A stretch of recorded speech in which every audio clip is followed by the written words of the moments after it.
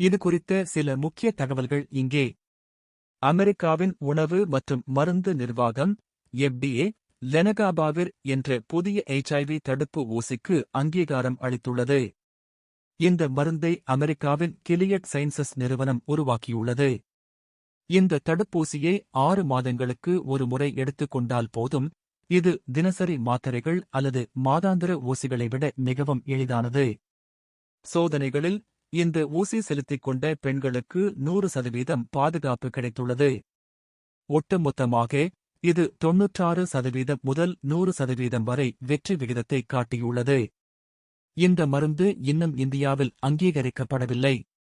இருப்பினும் குறைந்த மற்றும் நடுத்தர வருமான நாடுகளில் விலையை குறைத்து பொதுவான பதிப்புகளை ஜெனரிக் வெர்ஷன்ஸ் கொண்டு வர கிலியட் நிறுவனம் திட்டமிட்டுள்ளது.